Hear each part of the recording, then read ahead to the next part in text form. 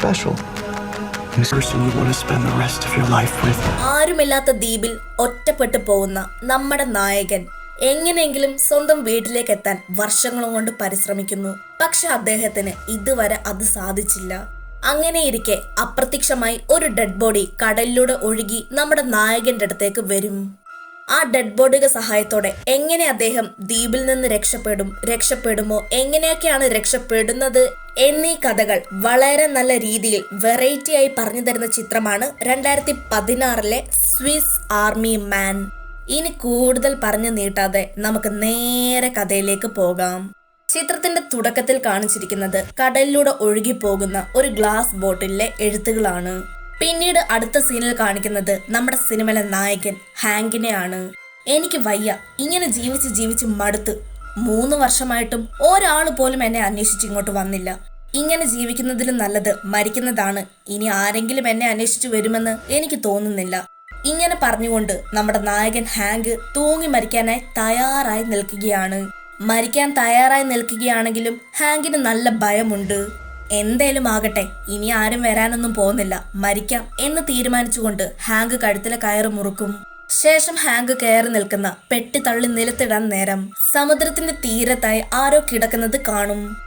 ഇത് കാണുന്ന ഹാങ്ക് വളരെ സന്തോഷത്തോടെ താനിനി മരിക്കുന്നില്ലെന്ന് പറഞ്ഞുകൊണ്ട് കടൽ തീരത്ത് കിടക്കുന്ന ആ വ്യക്തിയുടെ അടുത്തേക്ക് ഓടിപ്പോകാൻ ശ്രമിക്കും.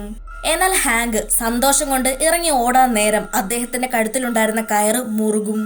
ഭാഗ്യം കൊണ്ടോ നിർഭാഗ്യം കൊണ്ടോ കുറച്ചു നേരങ്ങൾക്കുള്ളിൽ തന്നെ ആ കയറ് പൊട്ടി ഹാങ്ക് നിലത്ത് വീണിട്ടും ആ വേദനയൊന്നും വകവെക്കാതെ ഹാങ്ക് കടൽ തീരത്ത് കിടക്കുന്ന ആ വ്യക്തിയുടെ അടുത്തേക്ക് ഓടിപ്പോകും.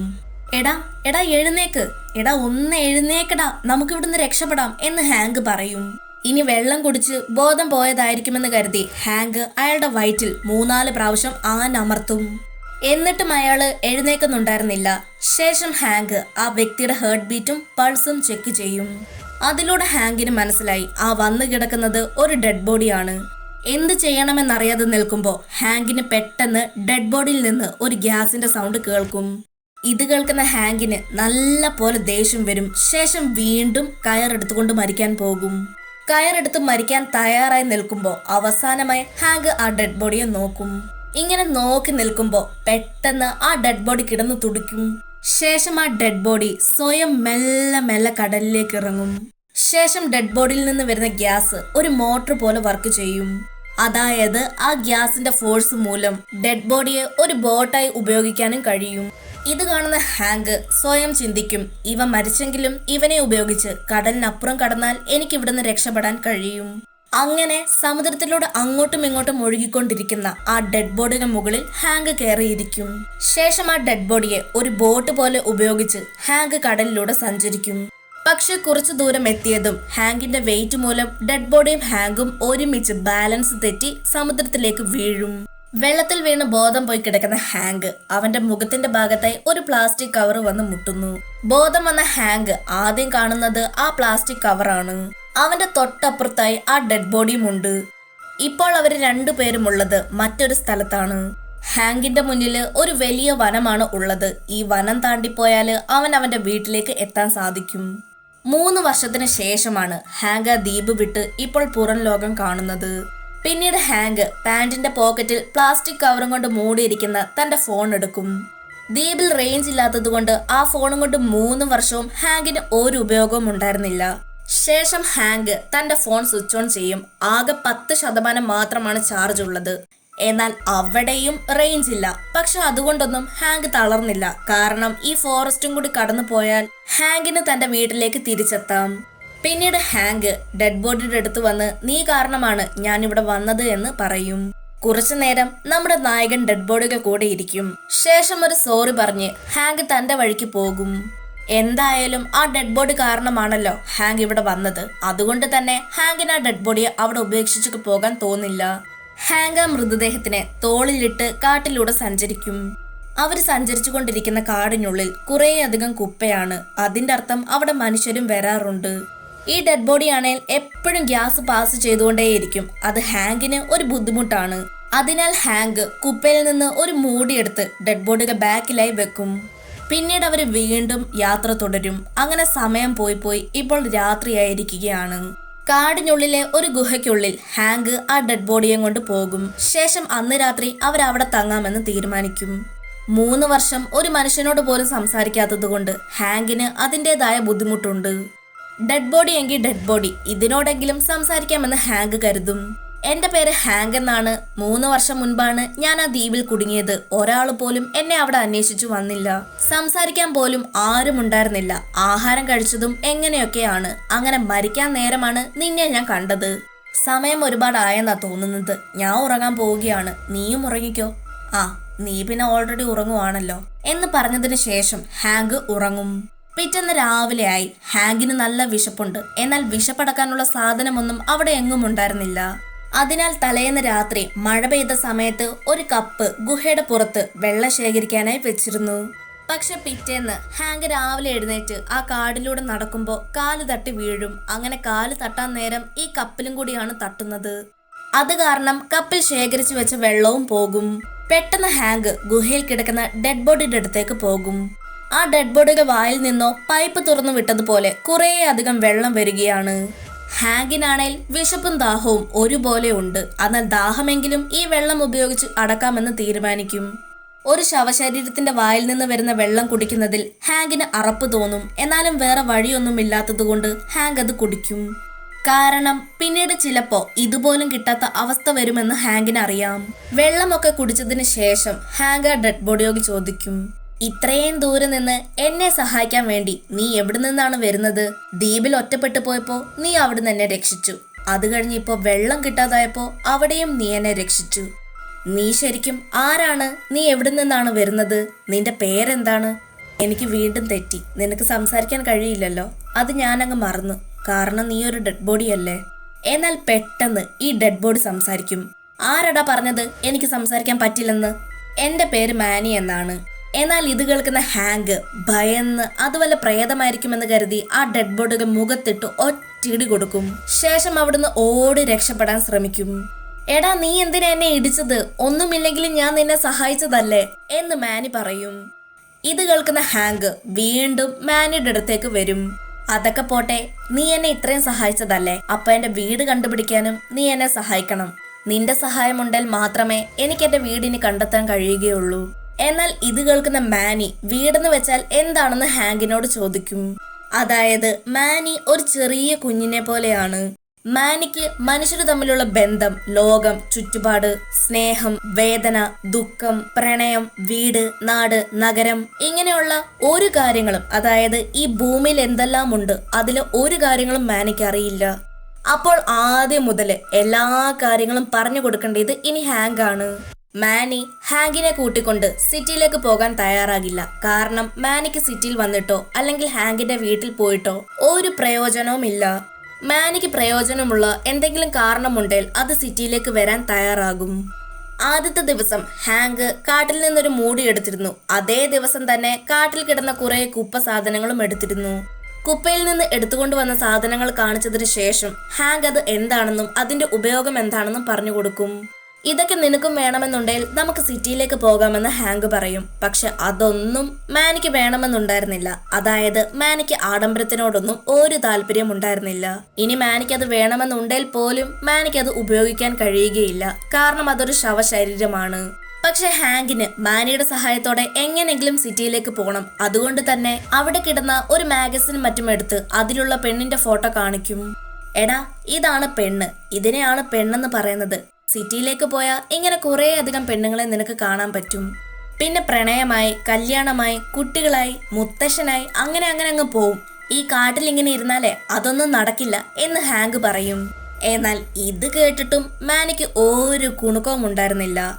അവസാനം സഹികെട്ട് ഹാങ്ക് തന്റെ ഫോണിലുള്ള ഒരു ഫോട്ടോ കാണിക്കും. അത് വേറെ ആരുടെയുമല്ല, ഹാങ്കിന്റെ വൺ സൈഡ് ലവറാണ്. ആ ഫോട്ടോ കണ്ടതും മാനി അതിലേക്ക് തുറിച്ചു നോക്കും. പക്ഷെ എന്നിട്ടും വലിയ പ്രയോജനമൊന്നും ഉണ്ടായില്ല. കാരണം മാനിക്ക് പ്രണയമെന്നാൽ എന്താണെന്ന് അറിയില്ല. അപ്പോഴാണ് കാട്ടിലൂടെ ഏതോ മൃഗം വരുന്ന ശബ്ദം ഇവര് കേൾക്കുന്നത്. അങ്ങനെ ഹാങ്ക് മാനിയെ മുതുകത്തിട്ടുകൊണ്ട് അവിടുന്ന് ഓടി രക്ഷപ്പെടും. അവിടെയുള്ള ഒരു കുന്നിന്റെ മുകളിലൂടെ ഹാങ്ക് വലിഞ്ഞു കയറാൻ ശ്രമിക്കും. പക്ഷെ ഹാങ്കിന് അത് സാധിക്കില്ല.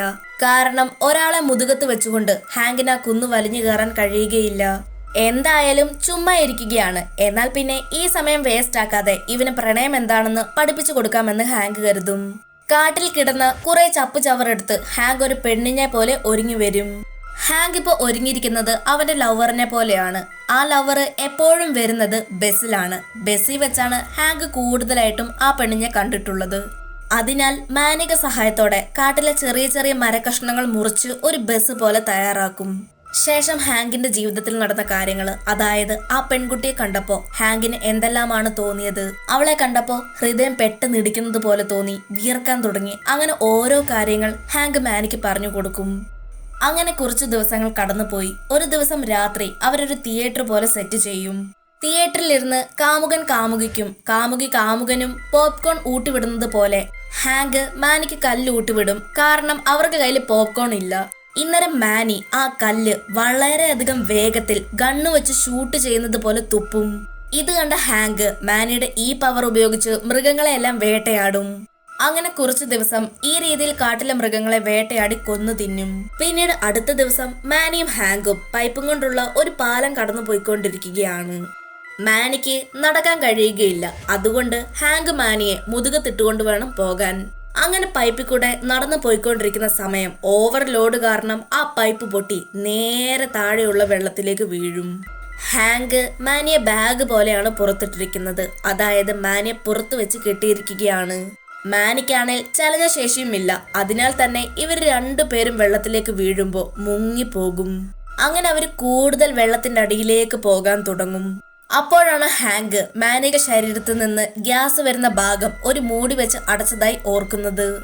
ആ മൂടി എടുത്ത് മാറ്റിയാൽ ഗ്യാസ് വീണ്ടും വരും. അങ്ങനെയെങ്കിൽ അവർക്ക് രണ്ടുപേർക്കും അവിടുന്ന് രക്ഷപ്പെടാൻ കഴിയും. പക്ഷെ കൂടുതൽ ആഴത്തിലേക്ക് മുങ്ങി പോകുന്നത് കൊണ്ടും മാനിയെ പുറത്തു വെച്ച് കെട്ടിയതുകൊണ്ടും അവർക്ക് രണ്ടുപേർക്കും അനങ്ങാൻ കഴിയുന്നുണ്ടായിരുന്നില്ല. ഇനി ആ മൂടി മാറണമെങ്കിൽ ഒറ്റൊരു വഴിയേ ഉള്ളൂ, വായിലൂടെ എയർ തള്ളണം. വേറെ വഴിയൊന്നും ഇല്ലാത്തത് കൊണ്ട് ഹാങ്ക് തന്റെ ചുണ്ട് മാനിയുടെ ചുണ്ടുമേൽ വെച്ച് എയർ ഉള്ളിലേക്ക് തള്ളും. അത് കാരണം ആ മൂടി ഊരിപ്പോവുകയും മാനിക ശരീരത്തിൽ നിന്ന് ഗ്യാസ് വരാനും തുടങ്ങും. അങ്ങനെ അവർ രണ്ടുപേരും ആ വെള്ളത്തിൽ നിന്ന് രക്ഷപ്പെടും. പിന്നീട് വീണ്ടും ഹാങ്ക് മാനിയെ മുതുകത്തിട്ടുകൊണ്ട് യാത്ര തുടരും. കാടിനുള്ളിൽ ഒരു സ്ഥലത്തെത്തുമ്പോൾ ഹാങ്കിന്റെ ഫോണിന് റേഞ്ച് കിട്ടും. നെറ്റ് ഓൺ ചെയ്തതും കുറേയധികം മെസ്സേജസ് വരും. പക്ഷെ അതൊന്നും നോക്കാതെ ഹാങ്ക് ആദ്യം നോക്കുന്നത് താൻ വൺ സൈഡായി ലവ് ചെയ്യുന്ന പെണ്ണിന്റെ ഇൻസ്റ്റയാണ്. വളരെ സന്തോഷത്തോടു കൂടിയാണ് ഹാങ്ക് ആ ഇൻസ്റ്റ ഓപ്പൺ ചെയ്തത്. പക്ഷെ പെട്ടെന്ന് തന്നെ ആ സന്തോഷമെല്ലാം മാറിപ്പോകും. കാരണം ഇപ്പോൾ ആ പെണ്ണ് കല്യാണം കഴിച്ച് ഒരു കുട്ടിയുമായിരിക്കുകയാണ്. ഇത് കാണുന്ന ഹാങ്കിന് ഒരുപാട് വിഷമം തോന്നും. കാരണം ആദ്യമായി കണ്ടപ്പോൾ തന്നെ അവളോടുള്ള ഇഷ്ടം അന്നേ താൻ തുറന്നു പറഞ്ഞിരുന്നെങ്കിൽ ഇപ്പോൾ ഈ അവസ്ഥ വരില്ലായിരുന്നു എന്ന് ഹാങ്ക് ചിന്തിക്കും. എന്തായാലും കഴിഞ്ഞത് കഴിഞ്ഞു, ഇനി ഇതിനെപ്പറ്റി ചിന്തിച്ചിട്ട് കാര്യമില്ലെന്ന് കരുതി ഹാങ്ക് മാനിയെ കൂട്ടിക്കൊണ്ട് യാത്ര തുടരും. ഇപ്പോൾ രാത്രി ആയിരിക്കുകയാണ്. അവരെവിടെങ്കിലും ഒരു വഴിക്ക് തങ്ങാമെന്ന് വിചാരിക്കും. ഇന്നരമാണ് ഇവരെ ലക്ഷ്യമാക്കിക്കൊണ്ട് ഒരു കരടി അവിടേക്ക് വരുന്നത്. കരടിയെ കണ്ട ഹാങ്ക് മാനിയുടെ സഹായത്തോടു കൂടി കരടിയിൽ നിന്ന് രക്ഷപ്പെടാമെന്ന് കരുതും. എന്നാൽ മാനിയാണേലോ ഒന്നിനും റെസ്പോൺസ് ചെയ്യുന്നുണ്ടായിരുന്നില്ല. അതിനാൽ തന്നെ കരടി മാനിയുടെ കാലിൽ നല്ല രീതിയിൽ പരിക്കേൽപ്പിക്കും. പക്ഷെ ഹാങ്ക് മാനിയുടെ വയറ്റിൽ അമർത്തുമ്പോൾ ഗ്യാസ് വളരെയധികം ഫോഴ്സിൽ അവരെ രണ്ടുപേരെയും വലിച്ചുകൊണ്ട് ഒരു മരത്തിന്റെ മുകളിൽ കയറിയിരിക്കും. എന്നാൽ മാനി വളരെയധികം വിഷമത്തിലാണ്. കാരണം ഹാങ്ക് കുറച്ചും കൂടി കഴിഞ്ഞാൽ തന്നെ വിട്ടു പോകുമെന്ന് മാനിക്കറിയാം. മാനിയുടെ മൈൻഡിലൂടെ ഓടുന്ന എല്ലാ കാര്യങ്ങളും ഹാങ്കിനും അറിയാൻ കഴിയുന്നുണ്ട്. ഓൾറെഡി തന്നെ ഹാങ്കിന് ഒരുപാട് വിഷമങ്ങളുണ്ട്. അതിന്റെ കൂടെ മാനി ചിന്തിക്കുന്നത് കൂടി തലയിൽ കയറ്റി വെക്കാൻ ബുദ്ധിമുട്ടാണ്.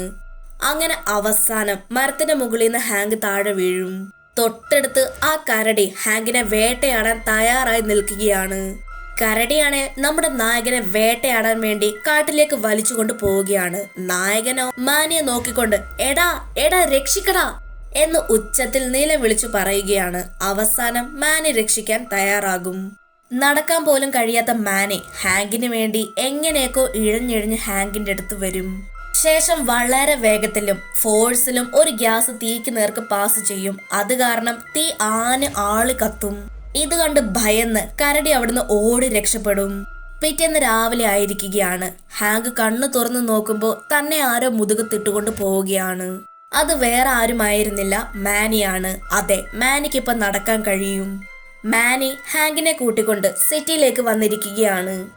പക്ഷെ അവര് പോകുന്നത് ഹാങ്കിന്റെ വീട്ടിലേക്കല്ല, പകരം ഹാങ്ക് ലവ് ചെയ്ത പെണ്ണിന്റെ വീട്ടിലേക്കാണ്. ഇത് കണ്ട ഹാങ്ക് മാനിയോട് മിണ്ടരുത് എന്നും നീ എന്തിനാ എന്നെ ഇവിടെ കൊണ്ടുവന്നത് എന്നും ചോദിക്കും.